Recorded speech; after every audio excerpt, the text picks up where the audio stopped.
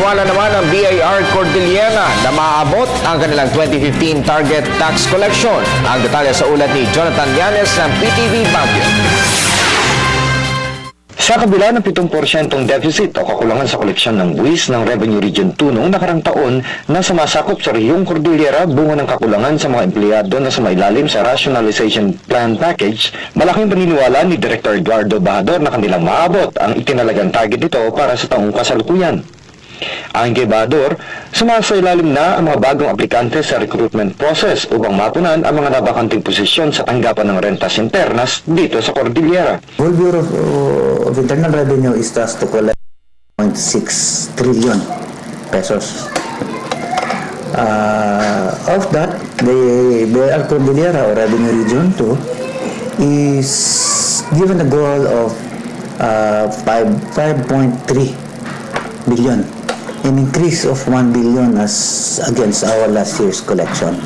Bukod pa dito, ang pagkakasailalim ng ilang mga taxpayers ay pinatutupad na Electronic Filing and Payment System o EFPS na naglalayong maging kumbinyente ang pamamaraan ng pagpipila at pagbabayad ng buwis sa pamamagitan ng electronic medium na magbibigay daan sa direktang pagbayad sa kanilang mga bangko.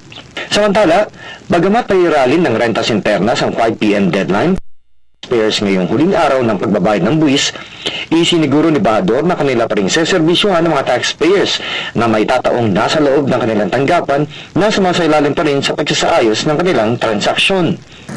Despite those problems which we are looking na baka masusolve man kasi parang the recruitment is on process, we might be able to recruit additional personnel. And since we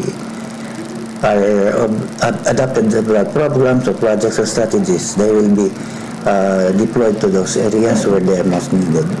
Hindi naman sa napaulat na extensyon ng electronic filing and payment service. Nilinaw nito na ito'y sasakop lamang sa mga taxpayers na kabilang sa no payment returns na may mandatong sumailalim sa EFPS. That's the call of the time, di ba? It's electronics actually.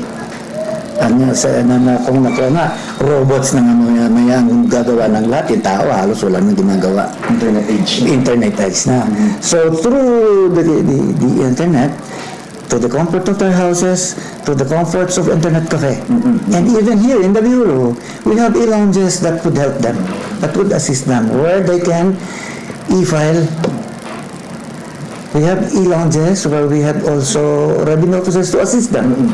Batay sa mandato, ang mga taxpayers sa no payment returns ay ayaw mawala ng dapat bayaran makaraan ng assessment sa mga ito bunga ng pagkakakaltas ng buwis nito sa withholding tax, taxable income, personal exemption at lahat ng mga pinapayagang deductions na isinasaad ng National Internal Revenue Code. Muling ipinaalala ni Bahador sa mga taxpayers na upang makaiwas na sa taunang paghahabol sa pagbabayad ng buwis, mas makabubuting simulang bayaran ito sa unang 3 buwan ng bawat bagong taon bago pa man sumapit ang taunang April 15 deadline. Mula sa Lungsod ng Baguio para sa Telebisyon ng Bayan, Jonathan Llanes.